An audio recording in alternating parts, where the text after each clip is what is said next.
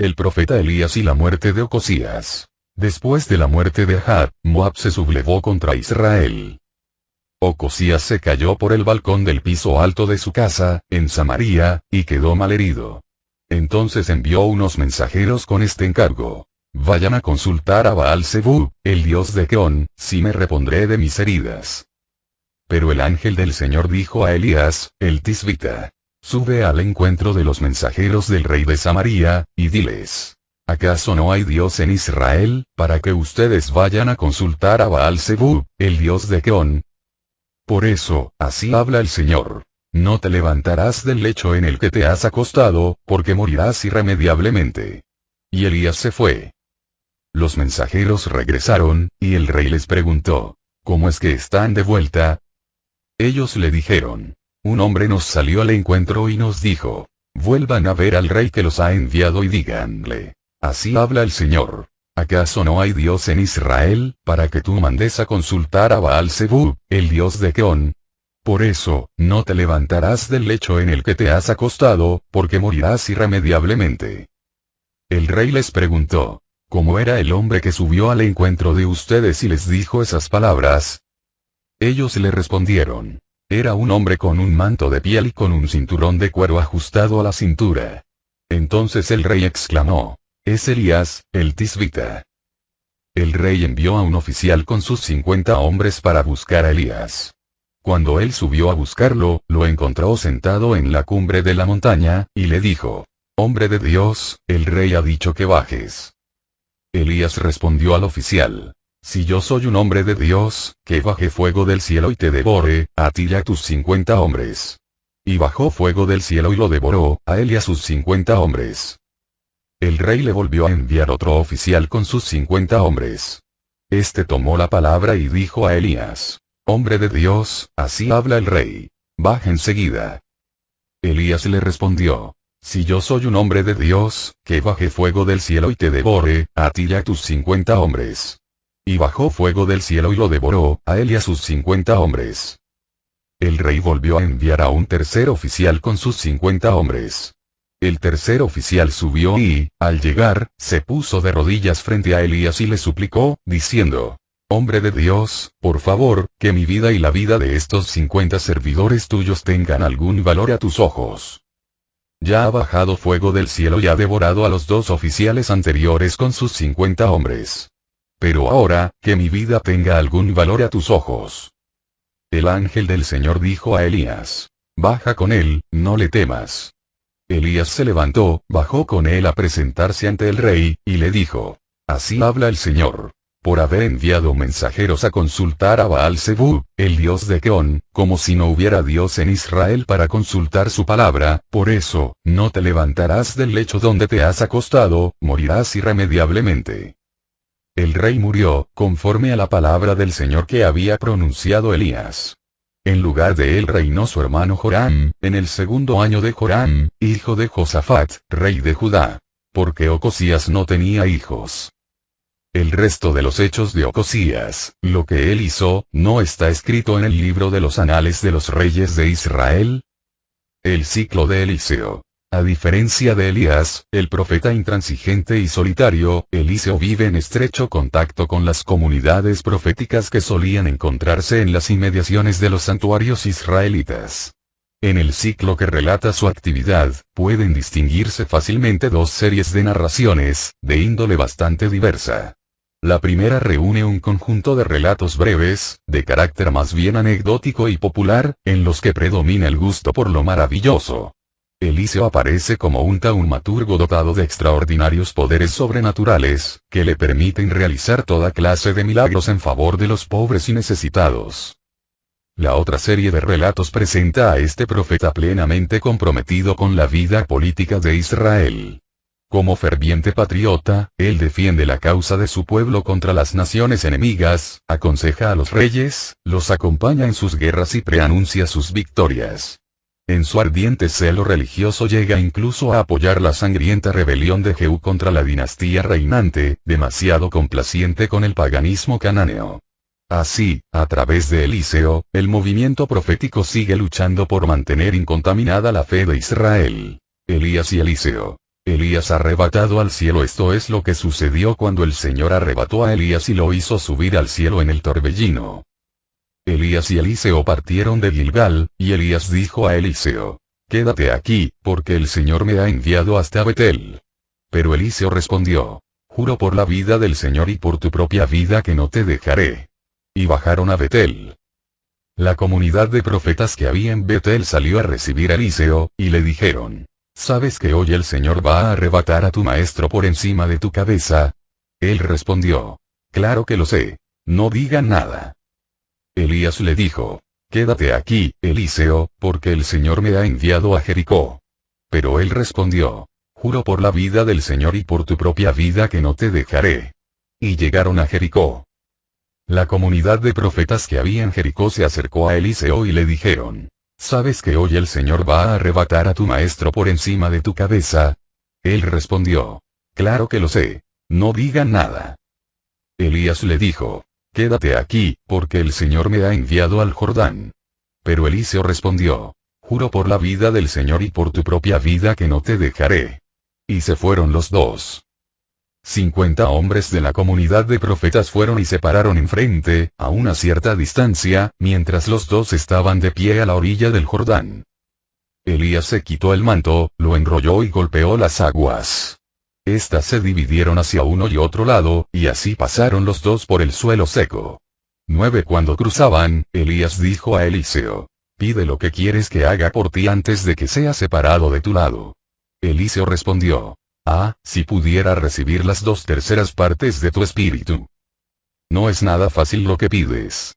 Dijo Elías: si me ves cuando yo sea separado de tu lado, lo obtendrás. De lo contrario, no será así. Y mientras iban conversando por el camino, un carro de fuego, con caballos también de fuego, los separó a uno del otro, y Elías subió al cielo en el torbellino. Al ver esto, Eliseo gritó: Padre mío, carro de Israel y su caballería. Y cuando no lo vio más, tomó sus vestiduras y las rasgó en 2 pedazos. Luego recogió el manto que se le había caído a Elías de encima, se volvió y se detuvo al borde del Jordán. Eliseo sucede a Elías. Después, con el manto que se le había caído a Elías, golpeó las aguas, pero éstas no se dividieron. Entonces dijo: ¿Dónde está el Señor, el Dios de Elías? Él golpeó otra vez las aguas. Estas se dividieron hacia uno y otro lado, y Eliseo cruzó. El grupo de profetas de Jericó, que lo habían visto de enfrente, dijeron: el espíritu de Elías se ha posado sobre Eliseo. Enseguida fueron a su encuentro, se postraron hasta el suelo delante de él, y le dijeron: hay aquí, entre tus servidores, 50 hombres valientes. Deja que vayan a buscar a tu señor. Tal vez el espíritu del Señor se lo llevó y lo arrojó sobre alguna montaña o en algún valle. Él replicó: no envíen a nadie. Pero ellos lo presionaron tanto, que terminó por decir: envíenlos de una vez. Así enviaron a 50 hombres, que lo buscaron durante 3 días, pero no lo encontraron. Cuando regresaron junto a Eliseo, que se había quedado en Jericó, él les dijo: ¿no les había dicho que no fueran? 2 milagros de Eliseo. La gente de la ciudad dijo a Eliseo: el sitio donde está emplazada la ciudad es bueno, como mi señor puede ver. Pero el agua es malsana y la tierra, estéril. Eliseo dijo: tráiganme un plato nuevo y pongan en él un poco de sal. Cuando se lo trajeron, Eliseo se dirigió al manantial y echó allí la sal, diciendo: así habla el Señor. Yo saneo estas aguas. Ya no saldrá de aquí muerte ni esterilidad. Y las aguas quedaron saneadas hasta el día de hoy, conforme a la palabra pronunciada por Eliseo. Desde allí subió a Betel. Mientras iba subiendo por el camino, unos muchachos salieron de la ciudad y se burlaban de él, diciendo: sube, calvo. Sube, calvo. Él se dio vuelta, los vio y los maldijo en nombre del Señor. Entonces salieron del bosque 2 osos, que despedazaron a 42 de esos jóvenes. Desde allí se dirigió al monte Carmelo, y luego volvió a Samaria. La guerra con Moab. El reinado de Joram en Israel. Joram, hijo de Ahab, comenzó a reinar sobre Israel, en Samaria, el 18º año de Josafat, rey de Judá, y reinó 12 años. Él hizo lo que es malo a los ojos del Señor, aunque no tanto como su padre y su madre, ya que retiró la piedra sagrada de Baal que había erigido su padre. Sin embargo, persistió en el pecado que Jeroboam, hijo de Nebat, había hecho cometer a Israel, y no se apartó de él. La expedición de Joram contra Mesa, rey de Moab. Mesa, rey de Moab, era criador de rebaños, y pagaba como tributo al rey de Israel 100.000 corderos y 100.000 carneros lanudos. Pero al morir Ahab, el rey de Moab se sublevó contra el rey de Israel. Aquel día, el rey Joram salió de Samaria y pasó revista a todo Israel. Luego partió y mandó decir a Josafat, rey de Judá: el rey de Moab se ha sublevado contra mí. ¿Quieres venir conmigo a combatir contra Moab? Josafat respondió: sí, subiré. Cuenta conmigo como contigo mismo, con mi gente como con la tuya, con mis caballos como con los tuyos. Además preguntó: ¿por qué camino subiremos? Por el camino del desierto de Moab, respondió Joram.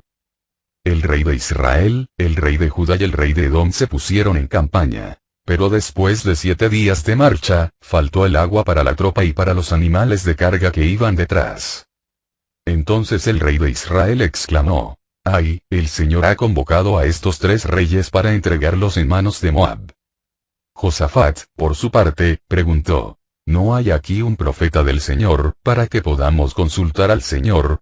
Uno de los servidores del rey de Israel tomó la palabra y dijo: aquí está Eliseo, hijo de Safat, el que derramaba agua sobre las manos de Elías. Y Josafat afirmó: la palabra del Señor está con él. El rey de Israel, el rey de Judá y el rey de Edom bajaron hacia donde estaba Eliseo, pero este dijo al rey de Israel: ¿qué tengo que ver yo contigo? Recurre a los profetas de tu padre y a los profetas de tu madre. De ninguna manera, dijo el rey de Israel, porque el Señor ha convocado a estos 3 reyes para entregarlos en manos de Moab. Eliseo respondió: por la vida del Señor de los ejércitos, ¿a quién sirvo? Si no fuera por consideración a Josafat, rey de Judá, no te tendría en cuenta y ni siquiera te miraría. Pero ahora, tráiganme un músico. Y mientras el músico pulsaba las cuerdas, la mano del Señor se posó sobre Eliseo, y él dijo: así habla el Señor. Abran zanjas y más zanjas en esta quebrada, porque así habla el Señor. Ustedes no verán viento ni verán lluvia, pero esta quebrada se llenará de agua, para que beban ustedes, su ganado y sus bestias de carga. Y como esto es demasiado poco a los ojos del Señor, Él entregará a Moab en manos de ustedes.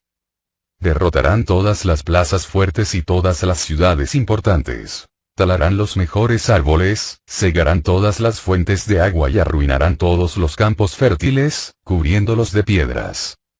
En efecto, a la mañana siguiente, a la hora de la ofrenda, vino una correntada por el lado de Edom y se inundó de agua toda la región. Mientras tanto, todos los moabitas, al oír que los reyes subían a combatir contra ellos, se habían movilizado desde los que estaban en edad de ceñir las armas en adelante y se habían apostado en la frontera. A la mañana siguiente, bien de madrugada, cuando el sol brillaba sobre las aguas, los moabitas vieron frente a ellos las aguas rojas como sangre, y dijeron: es sangre. Seguro que los reyes se batieron a espada y se mataron entre ellos. Y ahora, al saqueo, Moab. Pero cuando llegaron al campamento de Israel, surgieron los israelitas y derrotaron a Moab, que huyó delante de ellos. Luego siguieron avanzando y derrotando a Moab, 25 demolieron las ciudades y cada uno arrojó su piedra en los campos fértiles, hasta llenarlos de ellas. Cegaron todas las fuentes de agua y talaron los mejores árboles. Al fin, cuando ya no quedó más que Kir-Jareset, los honderos la cercaron y la atacaron. El rey de Moab, al ver que la guerra estaba perdida para él, reunió a 700 hombres armados de espada, para abrirse una brecha hacia el rey de Edom. Pero fracasó. Entonces tomó a su hijo primogénito, el que debía reinar después de él, y lo ofreció en holocausto sobre la muralla. Y se desencadenó una ira tan grande contra Israel, que debieron retirarse de allí y volver a su país. Algunos milagros de Eliseo. El aceite de la viuda. La mujer de uno de la comunidad de profetas imploró a Eliseo, diciendo: tu servidor, mi marido, ha muerto, y tú sabes que era un hombre temeroso del Señor. Pero ahora ha venido un acreedor para llevarse a mis 2 hijos como esclavos. Eliseo le dijo, ¿qué puedo hacer por ti? Dime qué tienes en tu casa. Ella le respondió, tu servidora no tiene en su casa nada más que un frasco de aceite. Eliseo le dijo, ve y pide prestados a todos tus vecinos unos recipientes vacíos. Cuantos más sean, mejor. Luego entra y enciérrate con tus hijos. Echa el aceite en todos esos recipientes, y cuando estén llenos, colócalos aparte. Ella se fue y se encerró con sus hijos. Estos le presentaban los recipientes, y ella los iba llenando. Cuando todos estuvieron llenos, ella dijo a su hijo, alcánzame otro recipiente. Pero él respondió, ya no quedan más. Entonces dejó de correr el aceite. Ella fue a informar al hombre de Dios, y éste le dijo, ve a vender el aceite y paga la deuda. Después, tú y tus hijos podrán vivir con el resto. El hijo de la mujer de Sunam. Un día, Eliseo pasó por Sunam. Había allí una mujer pudiente, que le insistió para que se quedara a comer. Desde entonces, cada vez que pasaba, él iba a comer allí. Ella dijo a su marido, mira, me he dado cuenta de que ese que pasa siempre por nuestra casa es un santo hombre de Dios. Vamos a construirle una pequeña habitación en la terraza. Le pondremos allí una cama, una mesa, una silla y una lámpara, y así, cuando él venga, tendrá donde alojarse. Un día Eliseo llegó por allí, se retiró a la habitación de arriba y se acostó. Después dijo a Gehazi, su servidor, llama a esa buena sunamita. El servidor la llamó, y ella se presentó ante él. Eliseo dijo entonces a Gehazi, dile, realmente tú te has desvivido por nosotros. ¿Qué se puede hacer por ti? ¿Necesitas una recomendación para el rey o el jefe del ejército? Ella respondió, me siento muy bien donde estoy, en medio de mi gente. Pero Eliseo insistió, entonces, ¿qué se puede hacer por ella? Gehazi respondió, lamentablemente, no tiene un hijo y su marido es viejo.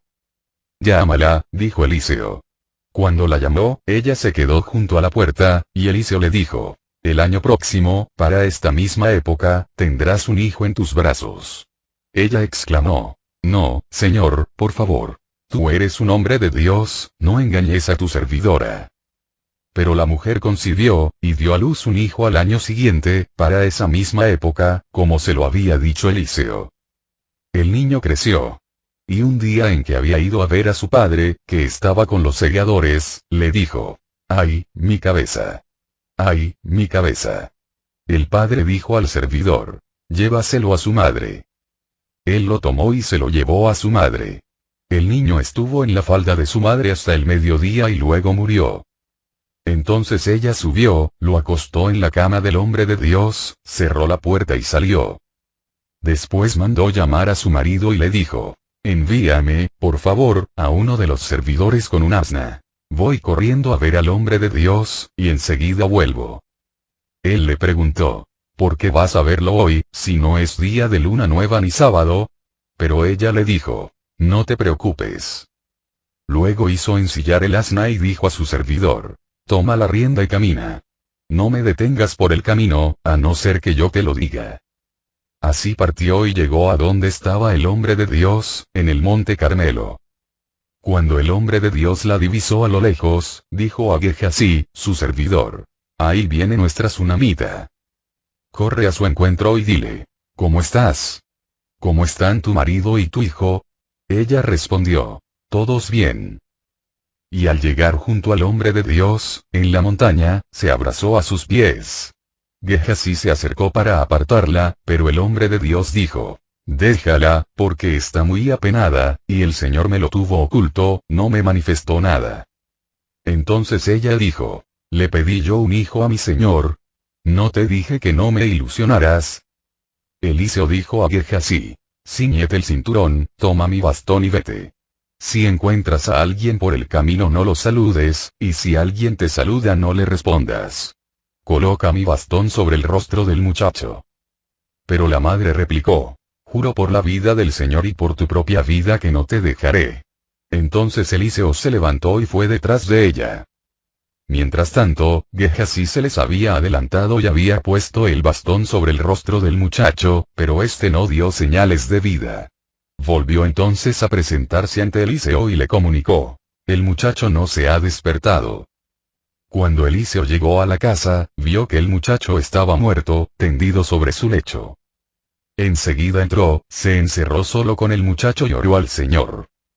Luego subió a la cama, se acostó sobre el niño y puso su boca, sus ojos y sus manos sobre la boca, los ojos y las manos del niño. Permaneció recostado sobre él y la carne del niño entró en calor. Se puso a caminar por la casa de un lado a otro, se levantó y se recostó sobre él hasta 7 veces. Entonces el muchacho estornudó y abrió los ojos. Eliseo llamó a Gehazi y le ordenó: llama a la sunamita. Cuando la llamó, ella vino y Eliseo le dijo: toma a tu hijo. Ella entró y cayó a los pies de Eliseo con el rostro en tierra. Después levantó a su hijo y salió. El caldo envenenado. Eliseo volvió a Gilgal, cuando el hambre se hacía sentir en la región. Mientras la comunidad de profetas estaba sentada delante de él, dijo a su servidor: coloca sobre el fuego la olla grande y prepara un caldo para la comunidad de profetas. Uno de ellos salió al campo para recoger algunas hierbas. Encontró una especie de viña silvestre, de la que recogió los frutos salvajes hasta llenar su manto. Al volver, los cortó en pedazos y los echó a la olla del caldo, porque nadie sabía lo que eran. Luego sirvieron la comida a los hombres, pero apenas probaron el caldo, se pusieron a gritar: la muerte está en esa olla, hombre de Dios. Y no pudieron comer. Eliseo dijo: traigan harina. Él la arrojó en la olla y agregó: sírvele a esta gente, para que coman. Y ya no había nada malo en la olla.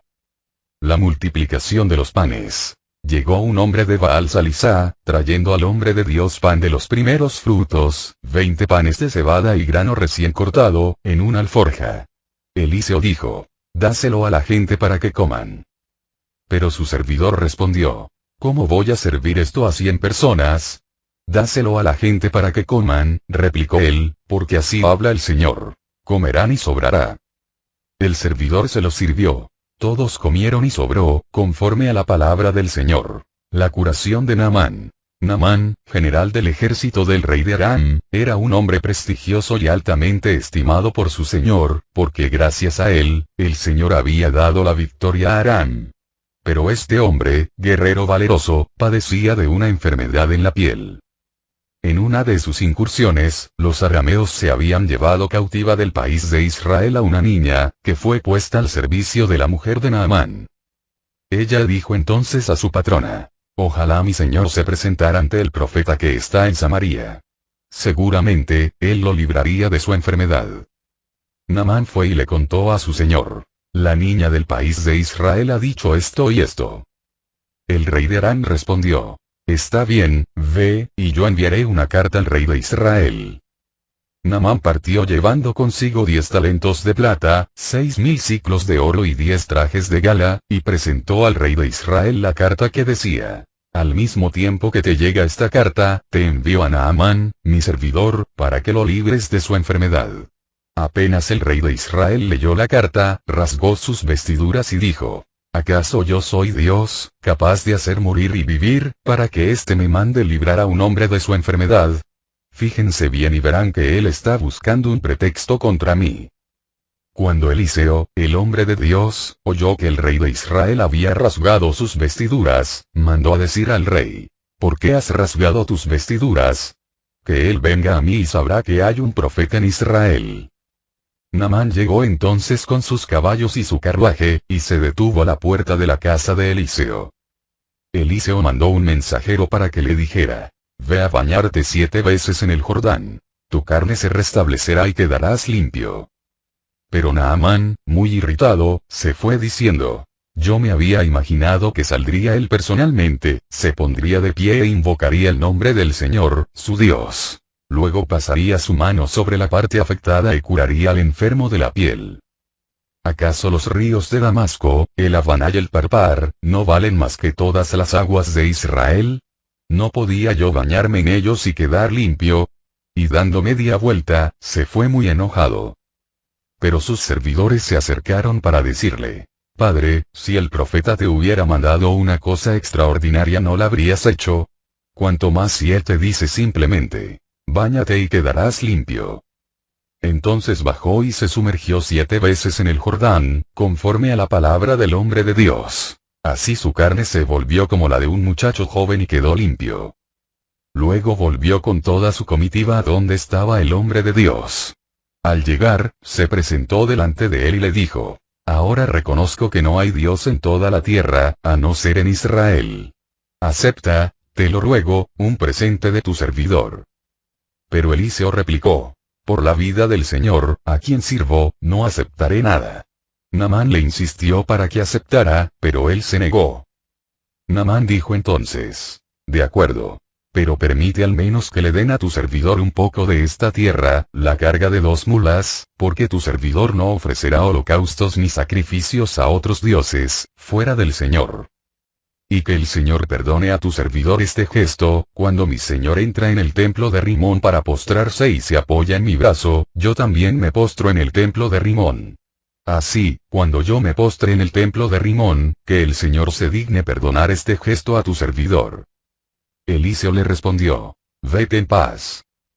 La codicia de Gehasí. Después que Naamán se alejó a una cierta distancia de Eliseo, Gehasí, servidor de Eliseo, el hombre de Dios, pensó: mi señor se ha mostrado demasiado desprendido con ese arameo Naamán, al rehusar los presentes que había traído. Por la vida del Señor, voy a correr detrás de él a ver si le saco alguna cosa. Gehasí se lanzó detrás de Naamán, y cuando éste vio que corría detrás de él, salió de su carruaje para ir a su encuentro y le dijo: ¿pasa algo? No, respondió él. Pero mi señor te manda decir: hace apenas un momento vinieron a verme 2 muchachos de la montaña de Efraín, de la comunidad de profetas. Te ruego que me des para ellos un talento de plata y 2 mudas de ropa. Naamán dijo: toma más bien 2 talentos. Y le insistió hasta que metió en 2 bolsas 2 talentos de plata y 2 mudas de ropa, que entregó a sus servidores para que los llevaran delante de Gehasí. Al llegar a Ofel, Gehasí recogió todo y lo depositó en su casa. Luego despidió a los 2 hombres, y ellos se fueron. Cuando fue a presentarse ante su señor, Eliseo le dijo: ¿de dónde vienes, Gehasí? Él respondió: tu servidor no fue a ninguna parte. Pero Eliseo le replicó: ¿no estaba allí mi espíritu cuando un hombre descendió de su carruaje para ir a tu encuentro? Y ahora que has conseguido esa plata, podrás obtener jardines, olivares y viñas, ovejas y vacas, esclavos y esclavas. Pero la lepra de Naamán se te pegará a ti y a tu descendencia para siempre. Cuando Gehasí se retiró de su presencia, estaba leproso, blanco como la nieve.